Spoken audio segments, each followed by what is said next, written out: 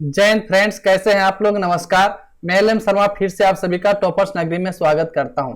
आज के इस क्लास में हम लोग एंशिएंट हिस्ट्री के तहत उत्तर भारत एवं दक्कन के इतिहास को पढ़ेंगे, जिसके तहत हम माइंड मैप के माध्यम से पाल साम्राज्य, प्रतिहार वंश, राष्ट्रकूट वंश, इसके बाद हम लोग चोल साम्राज्य, फिर कुछ अन्य छोटे राजवंश जैसे कि देवगिरी का यादव वंश, काकतीय वंश और होयसल वंश के बारे में विस्तार पूर्वक माइंड मैप के माध्यम से पढ़ने वाले हैं।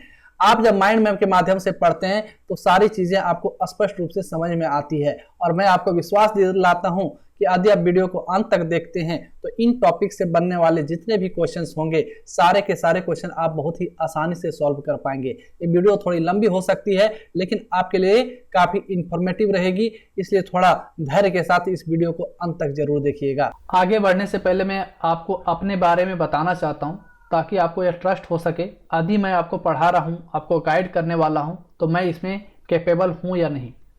मेरा नाम एल.एम. शर्मा है। वर्तमान में मैं स्टेशन मास्टर के पद पे कार्यरत हूँ। हमने आरआरबी एनटीपीसी एग्जाम के साथ साथ एसएससी के भी एग्जाम को हमने क्लियर किया है। हमने झारखंड सब इंस्पेक्टर एग्जाम 2017 में क्लियर किया है। साथ ही साथ हमने झारखंड पब्लिक सर्विस कमीशन का एग्जाम जेपीएससी मेंस हमने 2 बार लिखा है। इसका रिजल्ट अभी भी वेटिंग में है।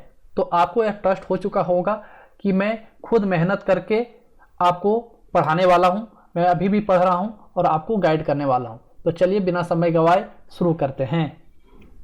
तो सबसे पहले हम देखेंगे पाल वंश अर्थात पाल साम्राज्य के बारे में, और इसके तहत हम पढ़ेंगे इसकी स्थापना किस प्रकार से होती है। फिर धर्मपाल के बारे में देखेंगे, देवपाल के बारे में देखेंगे, और इन शासकों के द्वारा जो बौद्ध संरक्षण दिया गया था इसको पढ़ेंगे। तो इसको थोड़ा हम जूम कर लेते हैं ताकि आपको देखने में थोड़ा आसानी हो।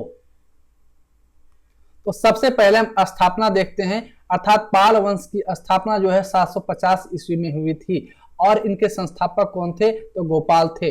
आप यहाँ पे इंडिया का मैप है, आपको यह जो ग्रीन वाला एरिया दिख रहा है ये टोटल पाल वंश के अधीन में था।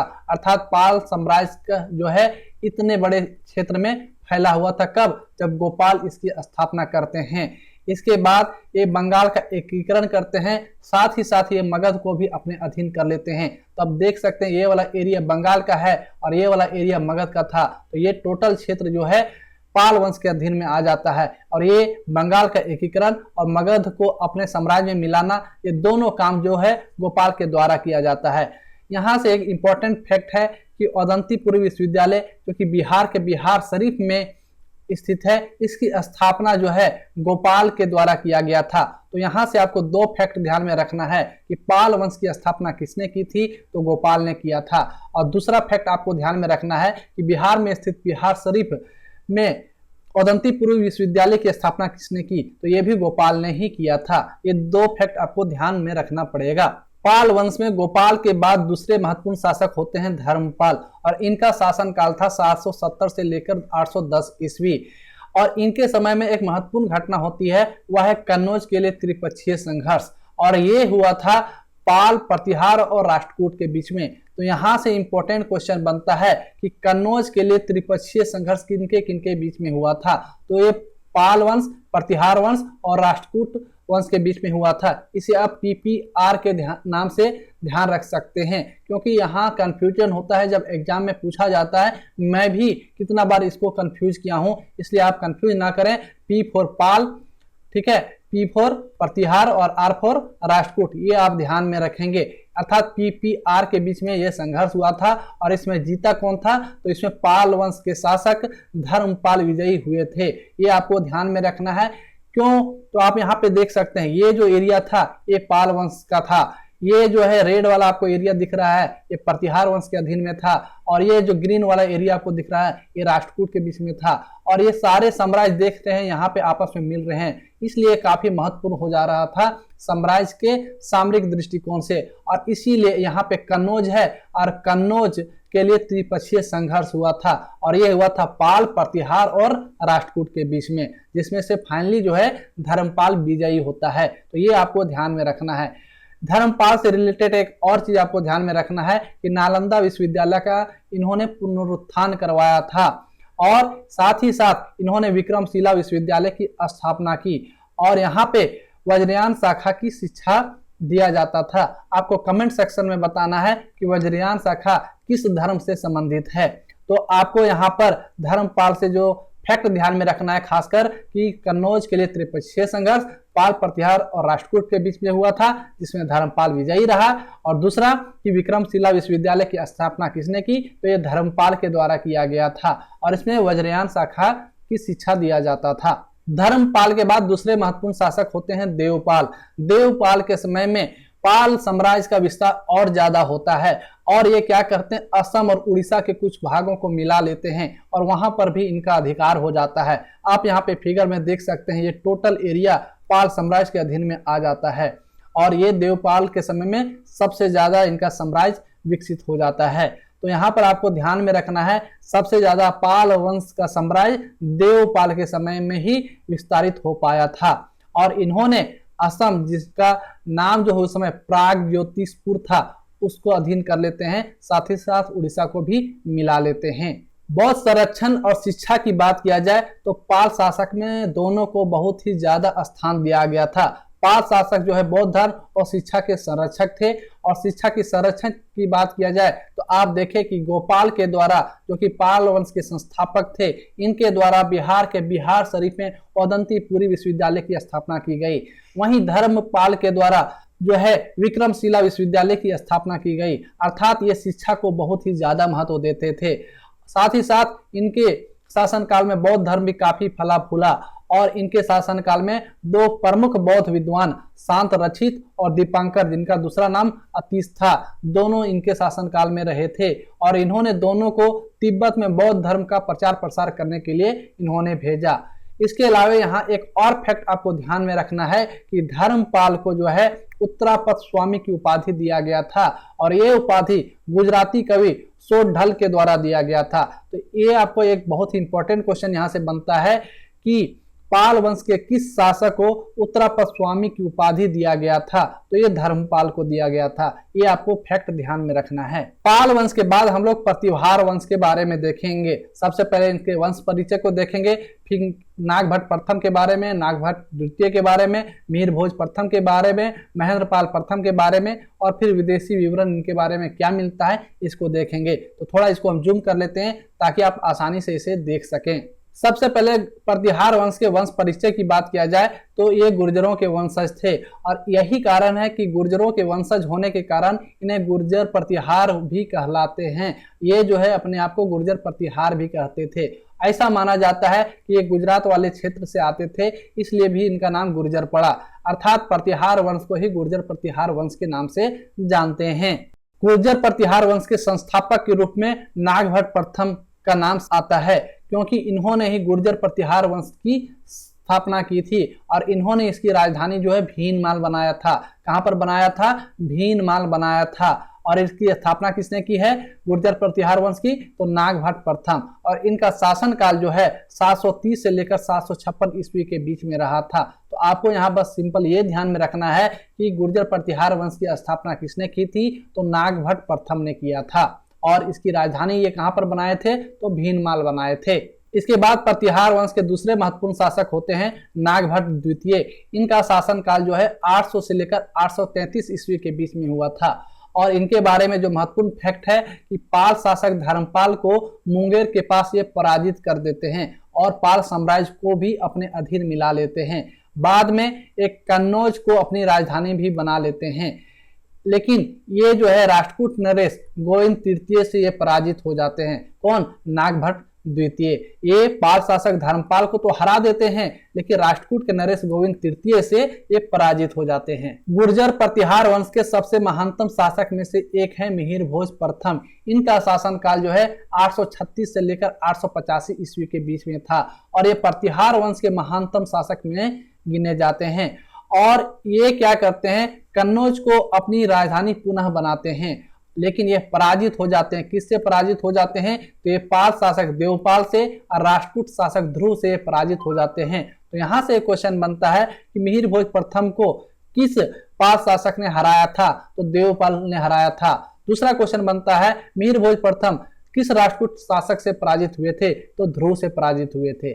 इसके बाद आपको जो फैक्ट में ध्यान में रखना है कि मिहिर भोज प्रथम जो है वैष्णव मतावलंबी थे अर्थात वैष्णव धर्म को मानने वाले थे। कौन? मिहिर भोज प्रथम। और इनको जो उपाधि मिला था आदि वराह और प्रभास की उपाधि से नवाजा गया था। तो आपको ध्यान में रखना है कि मिहिर भोज प्रथम को आदि वराह और प्रभास की उपाधि से नवाजा गया था। और मिहिर भोज प्रथम से एग्जाम में क्वेश्चन बनता है, आपको क्वेश्चन पूछा जाएगा कि आदि वराह की उपाधि से किसे नवाजा गया था, तो मिहिर भोज प्रथम को नवाजा गया था। ये फैक्ट आपको मिहिर भोज प्रथम के बारे में ध्यान में रखना है। इसके बाद गुर्जर प्रतिहार वंश के दूसरे महत्वपूर्ण शासक होते हैं महेंद्रपाल प्रथम, और इनके शासन काल का समय जो है 885 से लेकर 909 ईस्वी का है। और ये क्या करते हैं, तो ये प्रतिहार साम्राज्य को अक्षुण्ण बनाए रखते हैं। जो भी इनके पूर्वज शासक थे, इनके द्वारा दिया गया जो साम्राज्य था, इसको ये अक्षुण्ण बनाए रखते हैं। उनका शासन प्रशासन बहुत ही अच्छे तरीके से चलाते हैं। और इनके राजगुरु थे राजशेखर, इनके गुरु भी थे और इनके दरबार में भी रहते थे। कौन? राजशेखर। तो यहाँ से क्वेश्चन बनता है कि राज कवि या कौन सा कवि जो है महेंद्रपाल प्रथम के शासन काल में रहते थे, तो राजशेखर थे। और ये इनके राजगुरु भी थे और महेंद्रपाल प्रथम के भी ये गुरु थे। ये राजशेखर के द्वारा जो है कर्पूर मंजरी, काव्य मीमांसा, हर विलास, भुवन कोश और बाल रामायण की रचनाएं की गई है। तो यहाँ से क्वेश्चन बनता है कि राजशेखर की रचनाएं निम्न में से कौन कौन सी है, तो ऑप्शन में ये कुछ भी रह सकता है, कर्पूर मंजरी, काव्य मीमांसा, हर विलास, भुवन कोश और बाल रामायण। तो ये आपको ध्यान में रखना है कि राजशेखर की रचनाएं हैं जो कि महेंद्रपाल प्रथम के गुरु थे। अब प्रतिहार वंश के विदेशी विवरण के बारे में बात किया जाए तो एक अरब यात्री होते हैं जिनका नाम था अल मसूदी। ये 915 से लेकर 916 ईस्वी में ये यहाँ पर आए थे और ये प्रतिहार शासकों की शक्ति और प्रतिष्ठा का वर्णन करते हैं। कौन? अल मसूदी। साथ ही साथ ये प्रतिहार राज्य को अल जरूज की नाम से भी पुकारते हैं। ठीक है, तो ये आपको ध्यान में रखना है अल मसूदी के बारे में कि प्रतिहार राज्य को ये अल जरूज कहे थे। अब हम लोग राष्ट्रकूट वंश के बारे में देखेंगे। राष्ट्रकूट वंश के संस्थापक की बात किया जाए तो ये दंती दुर्ग थे और दंती दुर्ग जो है अपनी राजधानी मानिकखेत बनाते हैं। मानिकखेत का ही दूसरा नाम मलखेड़ है जो कि सोलापुर के पास स्थित है। तो यहाँ से दो क्वेश्चन बनता है कि राष्ट्रकूट वंश के संस्थापक कौन थे, तो दंती दुर्ग थे। दूसरा क्वेश्चन बनता है राष्ट्रकूट वंश की राजधानी कहाँ थी, तो ये मानिकखेत था और मानिकखेत का ही नाम मलखेड़ है। राष्ट्रकूट वंश के एक महान शासक होते हैं जिनका नाम है ध्रुव और ये त्रिपक्षीय संघर्ष में भाग लेते हैं। त्रिपक्षीय संघर्ष की बात किया जाए तो वही PPR अर्थात P for Pratihara, P for Pala और R फॉर राष्ट्रकूट, इन तीनों के बीच में त्रिपक्षीय संघर्ष होता है। लेकिन इस बार राष्ट्रकूट वंश के शासक जो ध्रुव हैं ये जीत जाते हैं और कन्नौज पर अधिकार कर लेते हैं। कन्नौज जो कि पाल के लिए, प्रतिहार के लिए और राष्ट्रकूट के लिए सामरिक दृष्टिकोण से बहुत ही महत्वपूर्ण स्थल था और वहां पर सब कोई अपना अधिकार करना चाहते थे। तो पहली बार में पाल शासक का वहां पे अधिपत्य हुआ, लेकिन दूसरी त्रिपक्षीय युद्ध में राष्ट्रकूट वंश के ध्रुव वहां पर अपना अधिकार कर लेते हैं। इसके बाद जो दूसरे महत्वपूर्ण शासक आते हैं राष्ट्रकूट वंश के, उनका नाम है अमोघ वर्ष। इनका शासनकाल जो है 64 वर्ष तक रहता है और ये जैन धर्म के अनुयायी थे। इनके समय में जो है कन्नड़ ग्रंथ कविराज मार्ग की रचना होती है और ये खुद अमोघ वर्ष लिखते हैं। एक काफी विद्वान भी थे और ये रचना से रिलेटेड यहाँ से क्वेश्चन बनता है कि कविराज मार्ग की रचना किसने की है, जो कि एक कन्नड़ ग्रंथ है। तो ये अमोघ वर्ष ने किया है और ये राष्ट्रकूट वंश के शासक थे। इनके अलावे अन्य प्रसिद्ध शासक जो होते हैं इंद्र तृतीय और बल्लभ राज होते हैं। ये उतना ज्यादा इंपॉर्टेंट नहीं है, बस ध्यान में रखना है। इसके बाद कृष्ण तृतीय आते हैं। ये अंतिम प्रभावशाली शासक होते हैं राष्ट्रकूट वंश के और इनके समय में मालवा के परमारों से और वेंगी के चालुक्यों से युद्ध होता है। ये आपको ध्यान में रखना है। और इसमें जो है चोल राजा परंतक प्रथम को ये हरा देते हैं। कब हराते हैं, तो 949 ईस्वी में हरा देते हैं। और यहाँ से एक इंपॉर्टेंट क्वेश्चन बनता है कला के योगदान से कि कृष्ण प्रथम ने एलोरा में कैलाश मंदिर बनाया है। ये बहुत इंपॉर्टेंट क्वेश्चन बनता है VVI। आप जब प्रीवियस ईयर क्वेश्चन बनाएंगे तो यहाँ पर ये क्वेश्चन आपको मिलेगा कि एलोरा में कैलाश मंदिर का निर्माण किसने करवाया था, तो ये राष्ट्रकूट वंश के कृष्ण प्रथम ने बनवाया था। तो कभी कभी क्वेश्चन इस प्रकार से भी पूछा जाता है कि एलोरा में स्थित कैलाश मंदिर किस वंश के शासकों ने बनवाया था? तो ऑप्शन में आपका प्रतिहार रहेगा, पाल रहेगा, राष्ट्रकूट रहेगा और कुछ और रह सकता है। तो आपको टिक करना है राष्ट्रकूट वंश के शासकों ने। लेकिन नाम से यदि पूछ दिया जाए तो कृष्ण प्रथम ने एलोरा में कैलाश मंदिर बनवाया था। तो कंफ्यूज नहीं हो तो कैसे ध्यान में रखेंगे? कृष्ण भगवान और यहाँ पे कैलाश, कैलाश बोले तो शंकर भगवान, ठीक है। तो कृष्ण भगवान को क्या बोला जाता है? हरि। शंकर भगवान को बोला जाता है हर, और हर और हरि में दोस्ती है, अर्थात कृष्ण प्रथम जो है कैलाश मंदिर बनवाते हैं। इस तरह से कनेक्ट करके इसको ध्यान में रखेंगे। अब हम लोग चोल साम्राज्य के बारे में पढ़ेंगे और सबसे पहले देखेंगे इनके संस्थापक कौन थे, फिर आदित्य प्रथम के बारे में पढ़ेंगे, परांतक प्रथम के बारे में पढ़ेंगे, फिर राजा राज प्रथम के बारे में पढ़ेंगे, फिर राजेंद्र प्रथम के बारे में पढ़ेंगे। तो थोड़ा इसको हम जूम कर लेते हैं ताकि आपको आसानी से दिख सके। चोल साम्राज्य के संस्थापक के रूप में बात किया जाए तो विजयालय का नाम आता है, अर्थात चोल साम्राज्य के संस्थापक कौन थे? विजयालय थे, और इनका शासन काल जो है 850 से लेकर 871 ईस्वी के बीच में था। आप यहाँ इंडिया के मैप में देख सकते हैं, ये जो आपका एरिया है तमिलनाडु, थोड़ा सा केरला को टच करते हुए, आंध्र प्रदेश, उड़ीसा को टच करते हुए जो अभी है, इस एरिया में चोल साम्राज्य का शासन था। और चोल साम्राज्य एंशिएंट हिस्ट्री में बहुत ही इंपॉर्टेंट टॉपिक है, यहाँ से किसी भी एग्जाम में सबसे ज्यादा क्वेश्चंस बनते हैं, इसलिए इस टॉपिक को आपको अच्छे से समझना है। तो सबसे पहले ध्यान में रखना है कि चोल साम्राज्य के संस्थापक विजयालय थे, और ये पहले पल्लवों के सामंत थे। कौन? विजयालय। और ये 850 ईस्वी में तंजावुर पर अधिकार कर लेते हैं और वहीं पर ये राजधानी अपना बनाते हैं। कौन? विजयालय।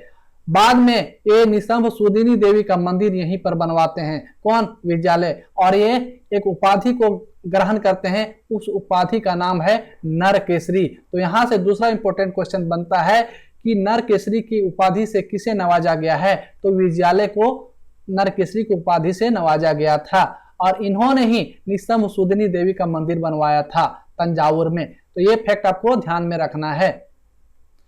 इसके बाद चोल साम्राज्य के दूसरे शासक होते हैं आदित्य प्रथम। इनका शासन काल जो है 871 से लेकर 907 ईस्वी के बीच में था, और ये विजयालय के पुत्र थे। कौन? आदित्य प्रथम। और ये क्या करते हैं? तो चोल साम्राज्य को पल्लवों से ये मुक्त कराते हैं। और इनके बारे में एक इंपॉर्टेंट फैक्ट आपको ध्यान में रखना है कि इनके द्वारा कावेरी नदी के तट पर एक शिव मंदिर बनवाया गया था। इनके बारे में यही दो फैक्ट ध्यान में रखना है। चोल साम्राज्य के अगले महत्वपूर्ण शासक होते हैं परांतक प्रथम। इनका शासन काल जो है 907 से लेकर 955 ईस्वी के बीच में था, और ये परांतक प्रथम जो है आदित्य प्रथम के ही पुत्र थे।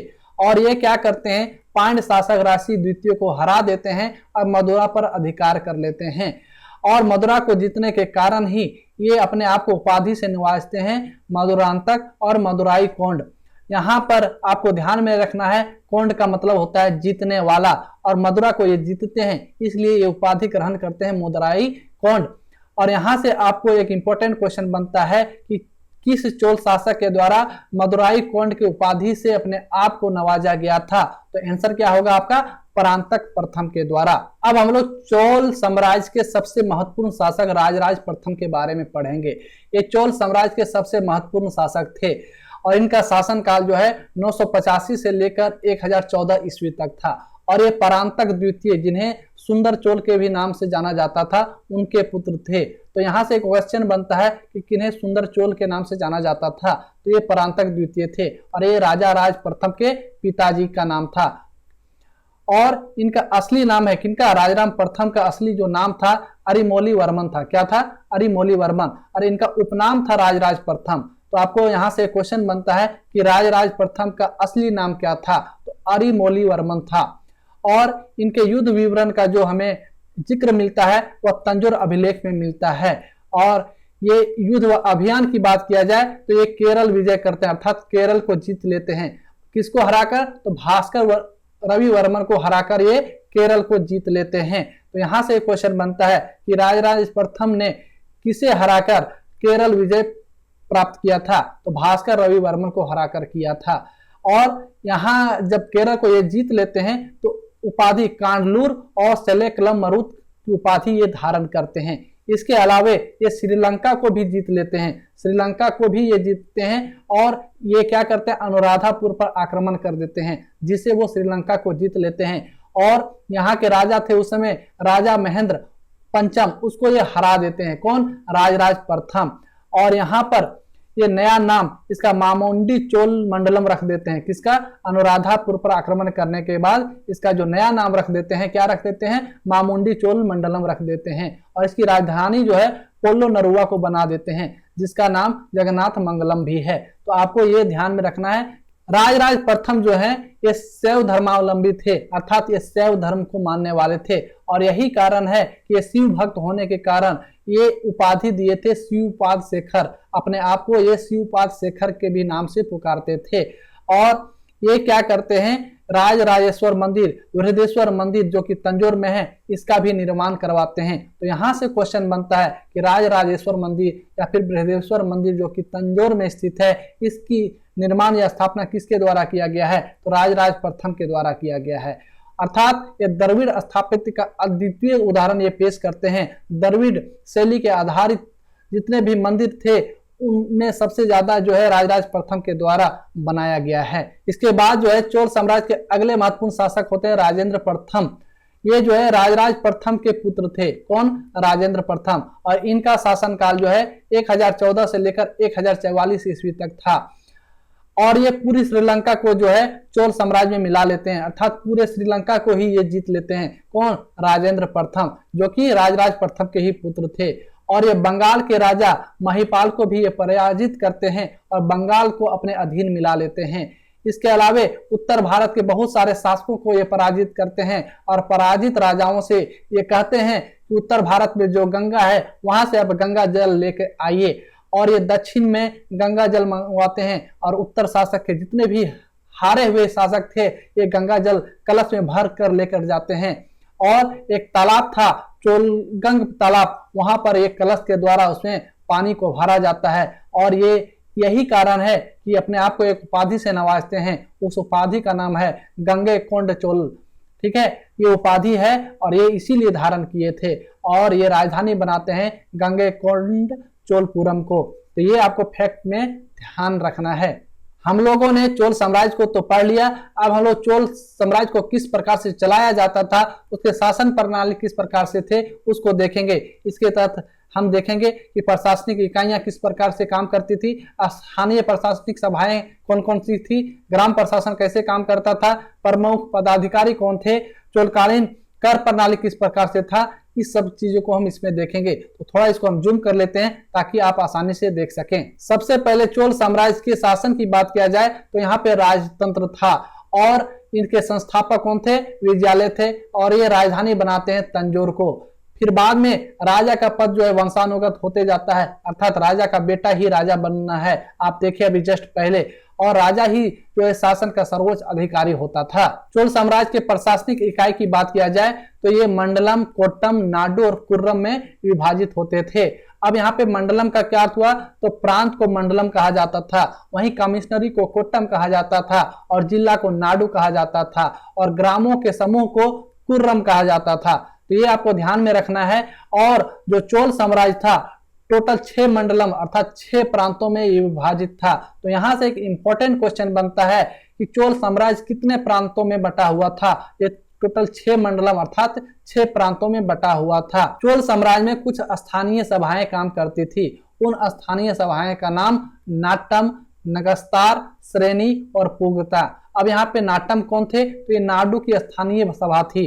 और नाडु मतलब क्या होता है? नाडु कहा जाता था जिला को। किसे कहा जाता था? जिला को, अर्थात जिला की ये स्थानीय सभा थी। कौन? नाट्यम। वहीं नगर की सभा को नगस्तार कहा जाता था और व्यवसायियों की सभा को श्रेणी कहा जाता था और शिल्पियों की सभा को पुग कहा जाता था। तो आदि ये सारे नाम आपको कहीं दिखे तो आपको समझना है कि ये सभा के नाम है, अलग अलग नाम है।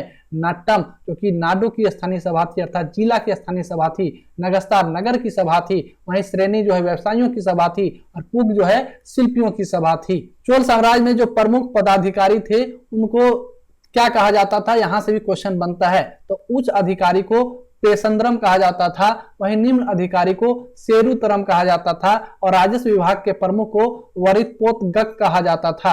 तो ये क्वेश्चन पूछा जाता है कि चोल साम्राज्य में उच्च अधिकारी को क्या कहा जाता था? तो पेशंद्रम कहा जाता था। चोल साम्राज्य में निम्न अधिकारी को क्या कहा जाता था, तो सेरुतरम कहा जाता था। तो ये दोनों आपको निश्चित रूप से ध्यान में रखना है। अब हम लोग देखेंगे चोलकालीन कर प्रणाली को, अर्थात कौन कौन से कर लगाए जाते थे। तो यहाँ पे आयाम, मरमज्जाडी, कड़मे, मनाइरे, कड़ाइरे, कड़ी में, मगन में जैसे कर लगाए जाते थे। अर्थात आयाम क्या था, तो ये राजस्व कर था। वहीं मरमज्जाडी जो है उपयोगी वृक्षों पर जो कर लगाया जाता था उसे मरमज्जाडी कहा जाता था। वहीं सुपारी के बागों पर जो कर लगाया जाता था उसे कड़मे कहा जाता था। गृह कर को मनाइरे के नाम से जाना जाता था और व्यापारिक प्रतिष्ठानों पर जो कर लगाए जाते थे उसे कढ़ाइरे कहा जाता था। लगान कर को कड़ी में कहा जाता था। ध्यान में रखना है आपको, यहाँ पे कड़मे और कड़ीमे में अंतर है। कड़मे जो है सुपारी के बगानों पर जो कर लगता था उसे कड़मे कहा जाता था, वहीं कड़ी में जो है लगान कर था। नेक्स्ट जो कर है मगन में है, ये जो है कारीगरों पर जो कर लगाया जाता था उसे मगन में कहा जाता था। इसे लोहार पर, बढ़ई पर, कुम्हार पर जो कर लगाया जाता था। और अंत में भूमि कर पूछा जाता है, तो ये उपज का 1/3 था। अर्थात चोल प्रशासन में भूमि कर जो है 1/3 था। ये आपको ध्यान में रखना है। चोल कला की बात किया जाए तो आपने देखा कि बृहदेश्वर मंदिर ये तो बनाए ही थे, जो कि काफी प्रसिद्ध है तंजावुर वाला। साथ ही साथ ये कांच मूर्तियां बनवाते थे और सबसे ज्यादा जो प्रसिद्ध है वो नटराज की शिव मूर्ति है, जो कि बहुत ही ज्यादा प्रसिद्ध है और ये बनाया था चोल शासकों के द्वारा ही। तो ये आपको ध्यान में रखना है इनके कला के बारे में। अब हम कुछ और अन्य छोटे छोटे राजवंश को देखेंगे। जब हम लोग देवगिरी अर्थात यादव वंश के बारे में देखेंगे, यादव वंश की स्थापना किसने की थी, तो ये भीलम पंचम ने किया था। और भीलम पंचम ने ही यादव वंश को एक स्वतंत्र राज्य के रूप में स्थापित किया था। किस एरिया में किया था, तो आप देख सकते हैं दक्षिणी महाराष्ट्र और कोंकण वाले एरिया में ये यादव वंश की स्थापना करते हैं। यादव वंश के एक महत्वपूर्ण शासक होते हैं सिंहन द्वितीय, या एक पराक्रमी शासक थे और ये क्या करते हैं, होयसल राज्य पर आक्रमण कर लेते हैं और होयसल वंश को अपने में मिला लेते हैं। इनके अन्य शासक होते हैं महादेव, अम्मन और रामचंद्र, जो कि एग्जामिनेशन पॉइंट ऑफ व्यू से उतना इंपॉर्टेंट नहीं है। यहाँ से जो एक और इंपॉर्टेंट क्वेश्चन बनता है कि यादव वंश के अंतिम शासक कौन थे, तो यादव वंश के अंतिम शासक थे शंकरदेव, जिसकी हत्या जो है मलिक काफूर के द्वारा किया जाता है। वही मलिक काफूर जो अलाउद्दीन खिलजी के सेनापति थे। ये क्या करते हैं, देवगिरी पर आक्रमण कर देते हैं और शंकरदेव की हत्या कर देते हैं और देवगिरी के प्रशासक भी बन जाते हैं। नेक्स्ट है काकतीय वंश। काकतीय वंश का जो एरिया है साम्राज्य का, आप देख सकते हैं ये वाला एरिया जो है काकतीय वंश का था। और यहाँ से ज्यादा इंपॉर्टेंट क्वेश्चन तो नहीं बनता है, लेकिन आपको ध्यान में रखना है काकतीय वंश के संस्थापक कौन थे, तो रुद्रदेव प्रथम थे इनके प्रारंभिक शासक। और इनके शक्तिशाली शासक जो थे वो गणपति थे। इसके बाद एक रुद्रम्बा देवी का नाम आता है। इन्हें जो है गणपति का उत्तराधिकारी भी कहा गया है और इन्हें 1261 ईस्वी में स्वतंत्र शासिका के रूप में भी बताया गया है। और इनके अंतिम काकतीय शासक जो है प्रताप रुद्र थे। तो यहाँ से बस दो ही चीज आपको इंपॉर्टेंट रूप से ध्यान में रखना है कि काकतीय राजवंश के संस्थापक कौन थे, रुद्रदेव प्रथम, और दूसरा ध्यान में रखना है रुद्रम्बा देवी, जिन्हें 1261 में एक स्वतंत्र शासिका के रूप में ये अपने आप को स्थापित कर ली थी। नेक्स्ट है हमारा होयसल राजवंश। होयसल राजवंश की स्थापना जो है या फिर संस्थापक जो है विष्णुवर्धन को माना जाता है। तो यहाँ से आपको ध्यान में रखना है होयसल वंश के संस्थापक कौन थे, तो विष्णुवर्धन थे और ये सबसे शक्तिशाली शासक थे और इन्होंने अपनी राजधानी जो है द्वार समुद्र में बनाया था। द्वार समुद्र का ही वर्तमान नाम हालेबीड है। तो आपको ध्यान में रखना है होयसल वंश की राजधानी कहाँ थी, तो द्वार समुद्र थी। और इनके अंतिम शासक जो थे वो बल्लाल तृतीय थे। किनके, होयसल वंश के अंतिम शासक कौन थे, तो बल्लाल तृतीय थे। और इन्हें जो है मलिक काफूर जो है द्वार समुद्र पर अधिकार कर लेते हैं, कब्जा कर लेते हैं, जिसके कारण बल्लाल तृतीय को मलिक काफूर से संधि करना पड़ता है। तो आज के क्लास में हम लोग उत्तर भारत और दक्कन के इतिहास को पढ़े, जिसके तहत हम पाल साम्राज्य, प्रतिहार वंश, राष्ट्रकूट वंश, चोल साम्राज्य, चोलकालीन शासन प्रणाली, देवगिरी का यादव वंश, काकतीय वंश और होयसल वंश के बारे में काफी विस्तार से पढ़ा। और माइंड मैप के माध्यम से ये आपको सब कुछ समझ में भी आया होगा। इसमें कुछ फैक्चुअल चीजें हैं जो थोड़ा आपको याद रखने में थोड़ा मुश्किल हो सकती है, लेकिन आप यदि 1 से 2 बार भी इसे अच्छे से देख लेते हैं तो सारी चीजें आपको निश्चित रूप से क्लियर हो जाएगी। तो आपको यह क्लास कैसा लगा कमेंट के माध्यम से जरूर बताएं और हमारे चैनल को लाइक करके सब्सक्राइब जरूर करें। यही हमारे लिए मोटिवेशन होता है। और यदि किसी फ्रेंड्स का या आपके किसी दोस्त का जीके कमजोर है या फिर वो माइंड मैप के माध्यम से पढ़ना चाहते हैं तो उनके साथ यह वीडियो को जरूर शेयर करें। यही हमारे लिए मोटिवेशन होता है और नेक्स्ट वीडियो को बनाने के लिए हमें मोटिवेट करता है। तो फिर मिलते हैं नेक्स्ट लेक्चर के साथ, तब तक के लिए जय हिंद, जय भारत, थैंक यू।